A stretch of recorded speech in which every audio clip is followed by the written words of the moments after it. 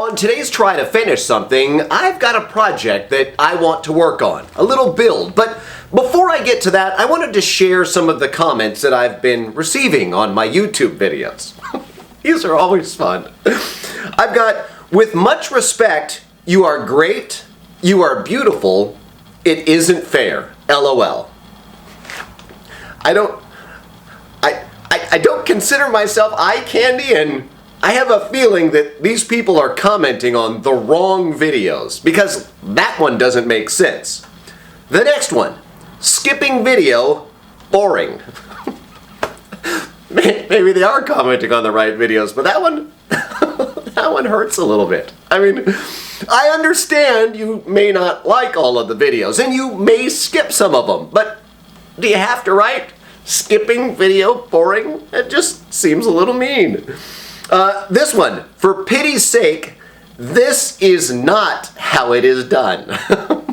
And that one may also be true. And I'm going to do something again today that may not be how it's done. And I got a little surprise for you. I still have nothing going on in my life, still looking for a job, so I have plenty of time. And I'm not going to do my build here. Instead, I'm in Odin's shop, and today we are going to work on the Pyke Syndicate Guard's helmet.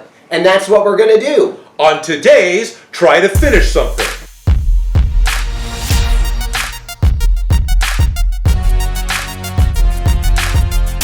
Do you remember the old behind-the-scenes videos on VH1 called pop-up videos? I think that is exactly what this episode is going to be on Try to Finish Something, but without the sound effects or the pop-ups. So it's exactly like that, but absolutely nothing like that. I spent 3 days building a one-day project with a legend on YouTube, and I wanted to share some of the behind the scenes into how it all came together and what happens to create How Odin Makes.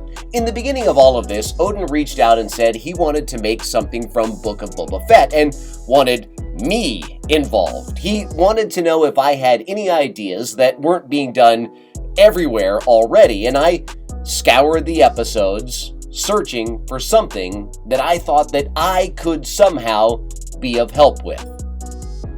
And as I was looking through the episodes, I realized the bottom line is Odin can do it all. How do I make myself useful? And if I am known for anything, and I'm making air quotes when I say known, I would say it's making Star Wars stuff weathered with paint.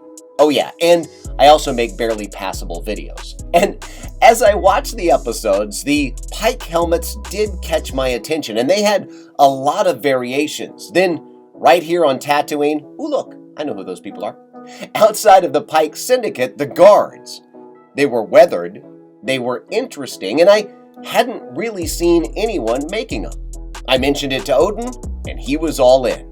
I was in charge of paint and the mouth respirator apparatus stuff, but that is what Odin and I kept calling it, assuming that the squid-like aquatic creatures needed some help breathing. So my first call was to Ado Morin of Fabworks on YouTube, and one of my nerd groups, David White of Whitey's Wicked Workshop, said that he was working with Ado, and Ado was helping him 3D model something, so I reached out to Ado for help. I needed that little mouth box and the tubes molded, and Ado said that he could do it and have it the next day. By the way, this is all a reenactment. I actually just messaged him on Facebook, but that was way less exciting looking. I thought having a deal done in a car looked like I was doing something.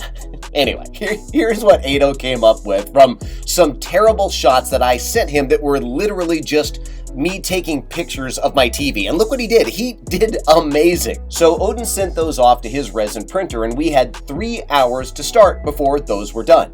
And Odin and I went to work poring over stills from the show, and Odin was meticulously measuring the screen, trying to adjust for the screen and the angles of the characters' heads in each shot, and it was impressive to watch. And we decided to do the face plate that goes over the eyes first so that I could start painting that while he started patterning the 3 layers of ridges that we started referring to in the shop as the helmet hair. And we started referring to the whole breathing tubes and the bottom half of the helmet as the beard.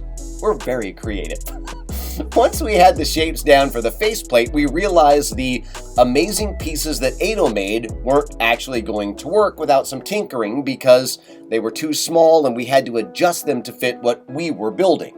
Odin took them into Tinkercad and upsized them and made a few adjustments as well, and then knocked out the earpieces and the side parts that kind of look like, I don't know, old-time microphones, and sent those back to his resin printer to start the 3 hours over, and we had a lot of issues. We had build plate adhesion issues and some issues that just caused this not to go as smoothly as we originally hoped. The whole time I was thinking if I had more time, I would have just had the guys from Etsy at Clever 3D Studios print these. I've used them for all of my prints and they always come out perfectly. But anyway, I decided with some styrene pieces that I could maybe finish off the ends of some of these pieces and just make some of the imperfections into, I don't know, battle damage. After all, these were pretty much mob guards, and I'm sure they've seen some action.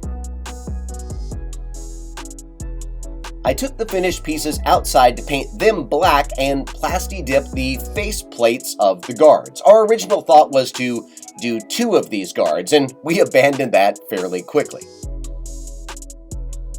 So now, looking at these screenshots of the face, we had a lot of back and forth. I thought they were a pale gold, and Odin thought they were ivory, and after watching and rewatching the scenes and looking at the color changes due to color correction, we decided to go with a pale gold. But if you look at the detail, it has a lot of almost greasy looking grime, and from what it looks like to me, almost water drips that cleaned off parts of the grime. And I will show you my solution on this piece of black foam painted with a latex base. I used a sponge to dab on mixes of brown and black water-based oils.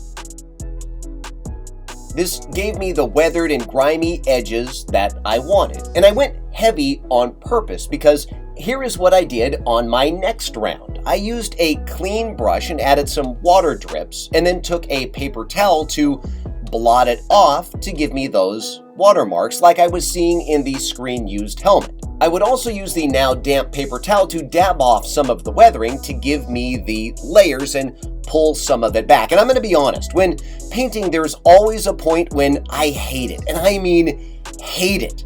3 times during this project, I considered removing all of the paint and starting over. I start to lose confidence in how it's looking, and I have to just take a deep breath and remind myself that it's the layers that will sell it, and it will get there if I am just patient, and that's really hard for me. Once the faceplates were done, Odin had made the bottom half of one of his Squid Game masks to give me something to attach the breathing apparatus to, and I started to weather the microphone-looking pieces, the tubes, and the ears, all with the same water-based oil paints. I used a bit of pewter rub and buff and a bit of copper rub and buff to give it some dusty color that would show on the black resin printed pieces. So here is the secret to all of this. This is now the next day, and Odin is a machine. He started working on that hair type piece of the helmet, patterning each part when I left at the end of the day, and he was texting me progress shots and letting me know how it was going. And then around 2 a.m., while he was listening to 2001 on an audiobook, he didn't like how it was going and scrapped the whole hair ridges part of the helmet and started over around 3 a.m. When I got there very early the next morning, Odin was just waking up. You heard that right. Odin is so dedicated to getting great content out every week that he has a futon in his shop and will often crash in his shop and get right back up and right back to it. Like I said, this guy is a machine. So now we are painting some of the final pieces we are both happy with for the hair and the beard part of the helmet. Now, on another note, Odin is a prop baller. In the middle of all of this whole thing, he is texting people involved in props for Star Wars, letting them know what he's working on, and setting up interviews with real industry professionals that are working on props for real big-time budget movies. And here I am in his shop helping him with a project. Odin doesn't need my help. But anyway, for the black parts like the helmet hair, my method to still give some of the flat black parts some life was to use some of the Plaid FX paint that Odin has, mixing black with a tiny bit of gray and applying it with a rough chunk of sponge and stippling on some color, trying to focus on the high points of the helmet, just so that it's not just flat black. I then go back with a destroyed brush and add some more of the colors to make the sponge dabbing look more random, giving it some scratches and some damage, all done with paint. Now, once done, it's time to attach everything. Odin has finished the assembly and I've finished painting all of the different bits. Once done, I obsess a bit more with the weathering, adding some more colors and adding some of the powdered paint pigments for dust. I assume if they're standing outside on a desert planet, they're going to have a little bit of dust here and there. And if you haven't seen Odin's video, when we were done, Odin being Odin totally surprised me and gave me the Pyke Guard helmet, because that's just the kind of guy that Odin is. What Odin doesn't know is he's been selling his props on eBay, and I was just gonna buy the damn thing anyway. So here is the Pyke Syndicate door guard helmet done the way Odin makes, and a tiny bit of help from me to get it finished. I really hope you liked the video, and if you did, please like, subscribe, and comment, and share it with a friend. And if you didn't, as always, just keep it to yourself, and we'll see you next time as we try to finish something.